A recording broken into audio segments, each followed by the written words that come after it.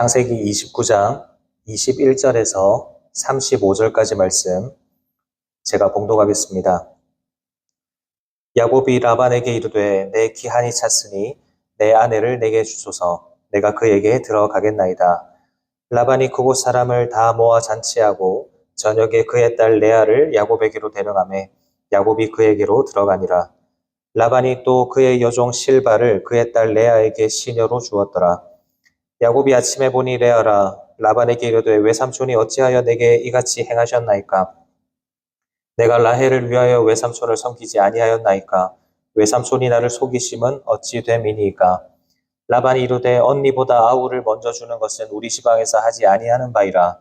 이를 위하여 7일을 채우라. 우리가 그도 내게 주리니 내가 또 나를 7년 동안 섬길지니라.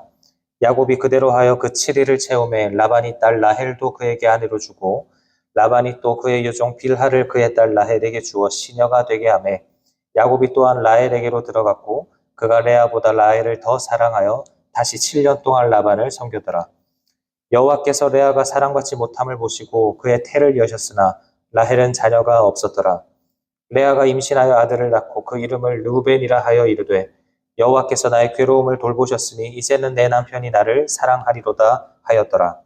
그가 다시 임신하여 아들을 낳고 이르되 여호와께서 내가 사랑받지 못함을 들으셨으므로 내게 이 아들도 주셨도다 하고 그의 이름을 시므온이라 하였으며 그가 또 임신하여 아들을 낳고 이르되 내가 그에게 새 아들을 낳았으니 내 남편이 지금부터 나와 연합하리로다 하고 그의 이름을 레위라 하였으며 그가 또 임신하여 아들을 낳고 이르되 내가 이제는 여호와를 찬송하리로다 하고 이로 말미암아 그가 그의 이름을 유다라 하였고 그의 출산이 멈추었더라. 아멘.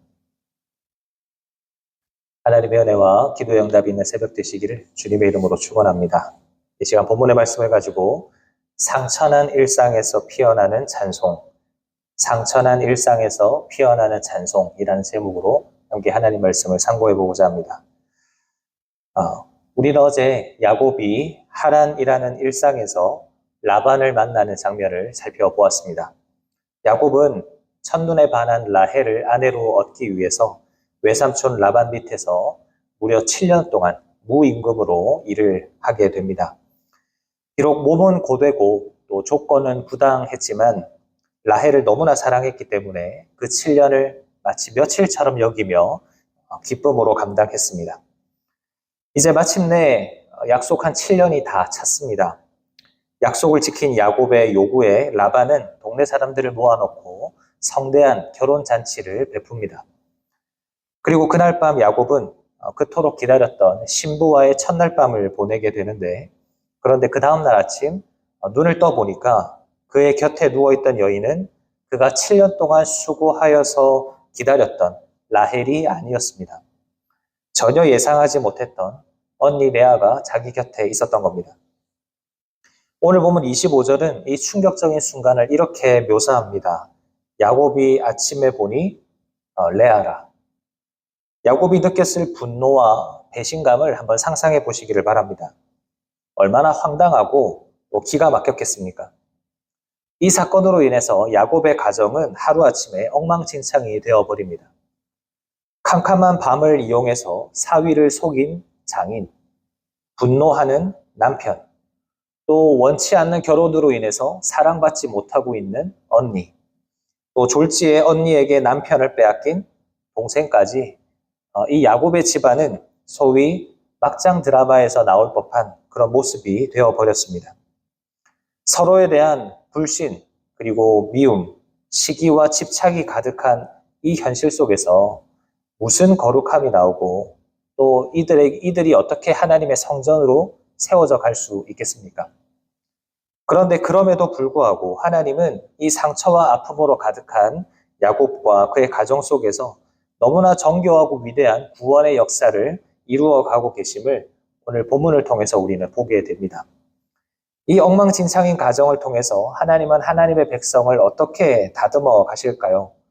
오늘 본문을 통해서 세 가지 감추어진 하나님의 은혜를 살펴보면서 우리의 일상 속에서도 묵묵히 일하시는 그 하나님의 섭리를 깨닫게 되는 이 시간 되기를 주님의 이름으로 축원합니다. 먼저 첫째로 본문 속에 나타난 하나님의 은혜는 우리의 못난 자아와 직면하게 하시는 은혜입니다. 이것이 무슨 은혜인가 싶을 수도 있지만 사실 우리의 못난 자아와 직면할 수 있다는 것이 우리에게는 큰 은혜입니다.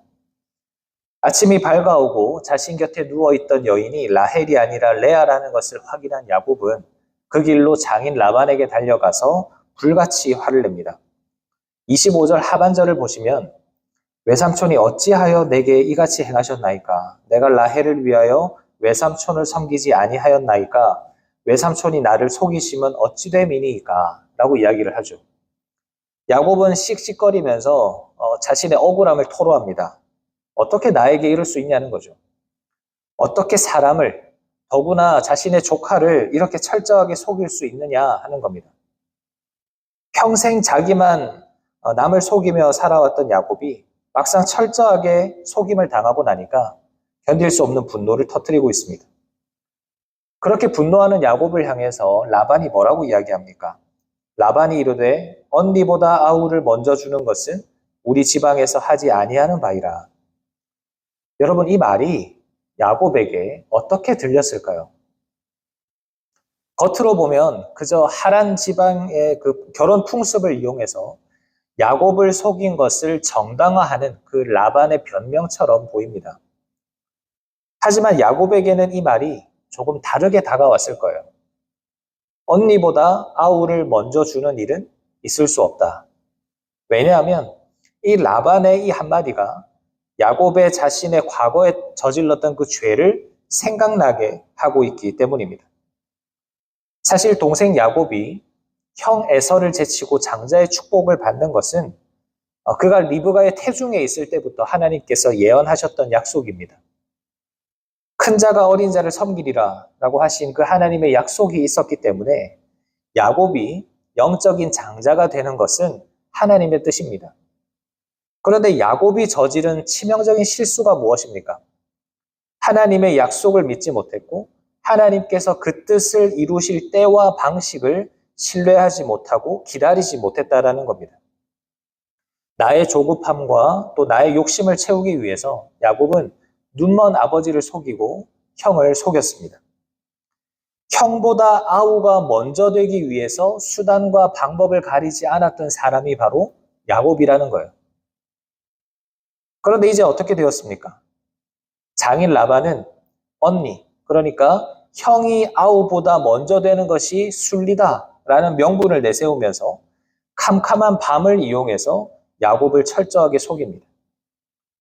야곱은 자기가 눈먼 아버지의 시각적인 한계를 이용해서 아버지를 속였던 방법 그대로 똑같이 당하게 된 겁니다. 본문 25절에서 야곱이 아침에 보니라고 말씀하죠. 캄캄한 밤에는 자신의 죄를 숨길 수 있을 줄 알았습니다. 고향을 멀리 떠나온 만큼 과거의 부끄러운 모습들은 다 덮고 살 줄 알았습니다. 하지만 아침 해가 떠오르고 모든 것이 환하게 드러났을 때 야곱은 라반이라고 하는 자신의 거울 앞에서 자신의 연약함을 정면으로 마주해야만 했습니다. 어제도 말씀드린 것처럼 하나님은 라반을 통해서 거울 치료를 하고 계신 겁니다. 하나님은 때로 우리의 일상에도 이런 거울 치료를 하실 때가 있습니다. 직장에서나 가정에서나 혹은 교회에서나 유독 나를 억울하게 하고 내 마음을 긁어놓고 나를 분노하게 만드는 사람을 만날 때가 있습니다. 우리는 억울해서 기도하죠. 하나님, 저 사람이 어찌해서 나에게 이럴 수 있습니까? 저 사람 좀 어떻게 해주십시오. 이렇게 기도합니다. 하지만 오늘 본문에 비추어 봤을 때 우리는 그 사람의 모습 속에서 혹 이제 하나님의 때를 기다리지 못하고 내 고집대로 살아가는 나의 불신앙이 있지는 않는가를 살필 수 있어야 합니다. 내가 가장 분노하고 답답해하는 그 사람의 그 모습이 사실은 내 안에 고스란히 감춰져 있는 내 부끄러운 모습은 아닌가 하는 것을 돌아봐야 하는 거죠. 하나님은 이렇게 때로는 거울 치료를 통해서 우리의 못난 자아와 직면하게 하십니다. 그것을 통해서 우리가 얼마나 이기적인 존재인지, 얼마나 부족한 존재인지를 깨닫게 하시는 거죠. 여러분, 이것이 하나님의 은혜입니다. 나의 참된 모습을 깨닫고 그래서 나의 연약함을 깨달은 채로 예수 그리스도의 십자가를 더 의지하게 하는 그 겸손함을 회복시키시는 것.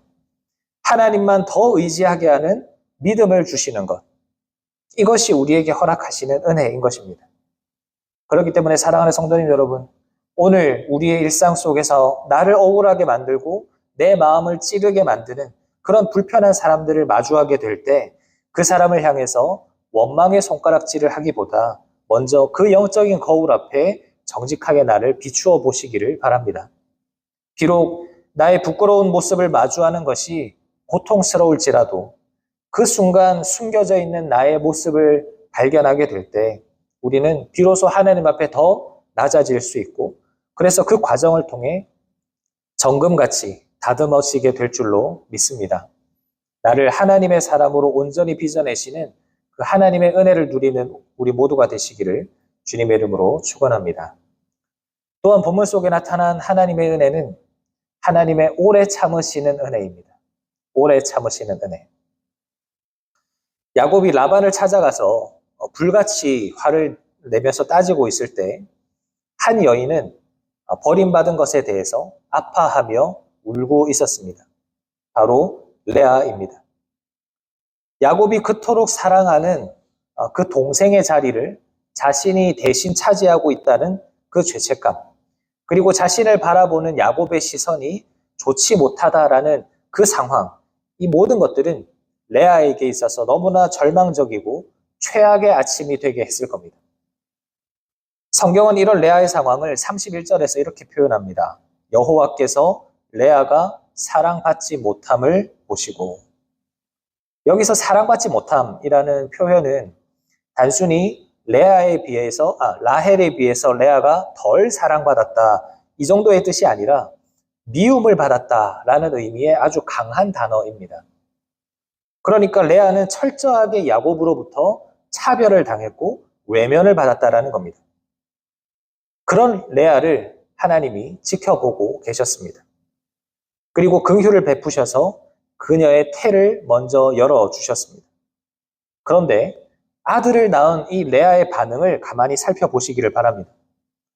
레아가 아들을 낳고 이름을 지으면서 그 고백들을 쏟아놓고 있는데 그 고백 가운데에는 인간을 향한 처절한 집착과 갈망이 담겨져 있습니다. 먼저 첫째 아들 르우벤을 낳고 나서 레아가 뭐라고 말하냐면 32절에 여호와께서 나의 괴로움을 돌보셨으니 이제는 내 남편이 나를 사랑하리로다.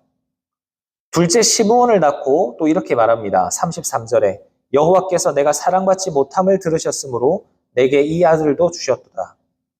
셋째 레위를 낳고 또 이렇게 말합니다. 34절에 내가 그에게 새 아들을 낳았으니 내 남편이 지금부터 나와 연합하리로다. 지금 새 아들을 이렇게 레아가 낳으면서 지금 레아의 시선이 어디에 머물러 있습니까?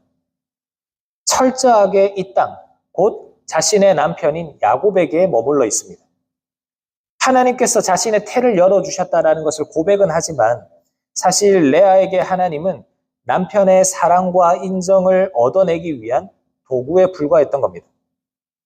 아들을 낳아주면 남편이 나를 쳐다봐 주겠지, 나를 사랑해 주겠지, 이런 남편에 대한 인정과 애정을 갈망하고 있습니다. 하지만 남편 야곱은 새 아들을 낳을 때까지도 끝내 레아에게 자신의 마음을 주지 않은 것처럼 보입니다. 레아의 인간적인 기대와 소망은 번번이 무너져 내렸습니다. 하지만 그 무너짐이야말로 하나님이 레아에게 베푸신 은혜였습니다. 만약 야곱이 당장 레아를 다시 사랑하게 되고 또 그녀에게 필요한 것들을 제공해 주었더라면 레아는 평생 그 야곱의 사랑에 목말라 하면서 그것이 전부인 줄 알고 살았을 거예요. 하지만 하나님은 레아에게 다른 고백이 나오기를 기대하셨습니다. 그리고 마침내 넷째 아들 유다를 낳게 되었을 때 레아가 이렇게 고백합니다. 35절에 내가 이제는 여호와를 찬송하리로다. 드디어 레아의 입술에서 내 남편이라고 하는 말이 사라졌습니다. 남편이 나를 사랑할 것이라는 기대나 연합할 것에 대한 집착을 내려놓았습니다. 사람으로 빈 자리를 채우려는 자신의 마음을 내려놓고 비로소 눈을 들어서 하나님을 보게 됩니다. 비록 남편은 나를 알아주지 않아도, 비록 세상은 나를 사랑해주지 않아도 나의 상처를 돌보시고 나에게 생명을 허락하여 주신 그 하나님 한 분만으로 나는 만족하겠습니다. 이제는 내가 하나님을 찬양하겠습니다. 이런 고백인 거죠. 여러분, 우리도 이런 목마름이 있지 않습니까? 이 문제만 해결이 되면, 내가 이 자리에만 올라갈 수 있다면, 내 배우자가, 내 자녀가, 또 다른 누군가가 나를 인정해주면 내가 행복해질 거야. 이렇게 우리는 끊임없이 이 땅의 것들로 내 영혼의 빈자리를 채우려 하면서 사람의 인정과 사랑에 목말라 합니다. 하지만 하나님은 그런 우리라고 할지라도 내치지 않으시고 외면하지 않으세요.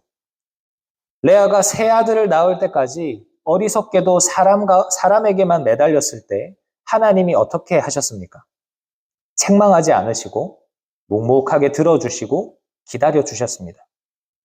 인간의 사랑이 얼마나 헛된 것인지, 얼마나 부질없는 것인지를 스스로 깨닫고 마침내 내가 이제는 여호와를 찬송하리로다라는 신앙의 고백이 터져 나올 때까지 하나님은 레아를 기다려 주셨습니다. 나의 모난 자아와 인간적인 집착이 다 깨어지고 오직 십자가의 주님 한 분만으로 만족하게 될 때까지 끝까지 기다려 주시는 하나님. 바로 그 하나님의 오래 참으시는 그 사랑이 우리의 일상을 찬송으로 바꾸시는 은혜인 줄로 믿습니다. 오늘 하루 사람의 사랑과 인정에 매달려서 상처받고 아파하던 우리의 헛된 시선들이 있었다면 그것을 거두시고 하나님만 바라보시기를 바랍니다. 우리를 끝까지 기다려주시는 그 하나님의 사랑과 은혜에 힘입어서 내가 이제는 여호와를 찬송하리로다 라는 레아의 고백이 우리 모두의 신앙 고백이 되어지기를 주님의 이름으로 축원합니다. 마지막으로 오늘 본문에 나타난 하나님의 은혜는 상처뿐인 현실에도 영광스러운 구원의 역사를 이루어 가시는 은혜입니다. 상처뿐인 현실 가운데서도 하나님은 영광스러운 구원의 역사를 이루어 가신다라는 겁니다. 야곱의 가정을 다시 한 번 더 가만히 들여다보시기를 바랍니다. 지금 이 집안의 모습을 보면 언약의 가문이라고 하는 이름은 있지만 실상은 시기와 질투와 원망과 거짓말이 난무하는 그야말로 상처투성이에다가 엉망진창인 모습입니다. 만약 우리에게 하나님의 구원 역사를 써내려갈 가문을 선택하라고 이야기를 한다면 아마 이 야곱의 가정은 그 후보군에서 배제가 될 수 있을 정도로 이 가정은 그 자격에 미치지 못하는 것 같아요. 더구나 그렇다 할지라도 야곱의 계획대로라면 구원의 역사, 메시아의 족보는 누구를 통해 이어지기를 원했겠습니까? 그토록 자신이 사랑했던 라헬을 통해서 그 계보가 이어지기를 바랬을 거예요. 그리고 그것이 마땅해 보입니다. 하지만 하나님의 구원 역사는 인간의 기대와 전혀 다른 곳에서 이루어지고 있습니다. 하나님은 야곱이 쳐다보지도 않았던 가장 상처받고 소외받은 여인 레아를 선택하셨습니다. 그리고 그 레아가 사람을 향한 집착들을 다 내려놓고 내가 이제는 여호와를 찬송하리로다 라고 고백하면서 낳았던 그 넷째 아들, 바로 그 유다를 통해서 하나님은 다윗 왕조를 세우시고 마침내 예수 그리스도를 이 땅에 오게 하셨습니다. 이 얼마나 놀라운 일입니까? 예수 그리스도의 거룩한 계보는 조건 좋고 사랑받는 라헬의 화려한 장막이 아니라 철저하게 버림받고 눈물 짓던 레아의 그 어두운 장막에서 그녀가 마침내 하나님 한 분만으로 만족하며 찬송하였던 그 상처 많은 일상의 자리에서부터 시작되고 이어지게 된 것입니다. 사랑하는 여러분, 내 가정이, 내 직장이, 내 삶의 형편이 이런 야곱의 집처럼 엉망인 것처럼 느껴지십니까? 왜 내 삶에 이런 문제가 많은가? 라고 탄식이 되면서 절망이 되실 때가 있으십니까? 하지만 절망하실 필요가 없습니다. 하나님은 모든 것이 좋고 아름답게 세팅되었을 때에만 일하시는 분이 아니십니다. 하나님은 갈등과 아픔으로 가득한 우리의 현실을 결코 떠나지 않으십니다.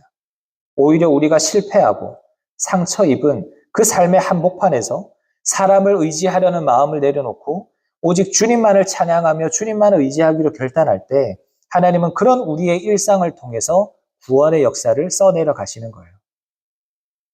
오늘 우리에게 주어진 현실이 레아의 아침처럼 정말 절망적인 상황이라 할지라도 그 안에서 신실하게 구원의 역사를 이루어 가시는 하나님의 섭리를 신뢰하면서 오늘도 상처 많은 일상을 통해 구원의 역사를 써내려 가시는 하나님의 은혜를 온전히 누리시는 우리 모두가 되기를 간절히 바랍니다. 말씀을 마무리하겠습니다. 때로는 우리의 삶이 오늘 본문의 야곱의 가정과도 같을 때가 있습니다. 내 뜻대로 풀리지 않는 엉망진창인 일상, 너무나 불편한 관계들, 무엇 하나 제대로 되는 것이 없는 것 같은 그런 모습들 때문에 그냥 다 내려놓고 포기하고 싶을 때가 있습니다. 하지만 오늘 우리에게 주신 이 말씀을 기억하시기를 바랍니다. 하나님은 우리 주변의 사람들을 통해서 우리의 못난 자아를 직면하게 하십니다.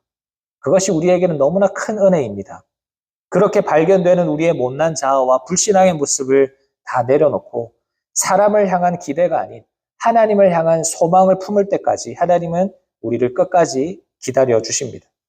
그렇기에 사람의 위로와 세상의 인정 가운데 머물러 있던 우리의 시선을 이제는 하나님께로 돌리고 그 상처 많고 어렵고 힘든 우리의 현실과 일상을 통해 놀라운 구원의 역사를 이루어 가실 하나님을 바라보시기를 바랍니다. 내가 이제는 여호와를 찬송하리로다. 이 신앙 고백이 우리의 고백이 되어지기를 바랍니다. 그래서 상처난 우리의 일상이 하나님을 향한 찬송으로 변화가 되고 우리의 삶이 주님의 구원 역사를 이루어가는 귀한 축복의 통로가 되어지기를 주님의 이름으로 축원합니다. 아멘. 말씀을 생각하면서 함께 기도하겠습니다. 은혜와 자비가 풍성하신 하나님 우리 아버지, 야곱의 가정의 모습을 통해서 우리의 삶에 여전히 묵묵히 일하시고 계시는 그 하나님의 섭리와 일하심을 깨닫게 하시니 감사를 드립니다. 주님, 오늘도 이 말씀 앞에 우리 자신을 비추어 봅니다. 내 주변에 있는 라반 같은 자들을 거울 삼아서 하나님의 때를 기다리고 나 자신을 돌아볼 수 있어야 함에도 불구하고 오히려 그들을 원망하고 또 불평했던 우리의 모습을 용서하여 주시옵소서. 또한 레아처럼 사람의 사랑과 세상의 인정에 목이 말라서 헛된 기대 가운데 살았던 우리의 어리석음 또한 불쌍히 여겨 주시옵소서. 우리를 끝까지 오래 참으시며 기다려주신 그 하나님의 사랑을 기억하면서 내가 이제는 여호와를 찬송하리로다라는 그 레아의 고백이 오늘 우리의 삶의 고백이 될 수 있도록 도와주시옵소서. 비록 내 현실이 상처투성이고 어려움이 많다 할지라도 절망하지 않게 하시고 이러한 일상 속에서도 구원의 역사를 써내려 가시는 주님을 바라보면서 오늘도 우리의 일상을 잘 감당하는 우리 모두가 되게 하여 주시옵소서. 오늘도 우리와 함께 하실 하나님을 기대하오며 살아계신 예수님의 이름으로 기도하옵나이다. 아멘.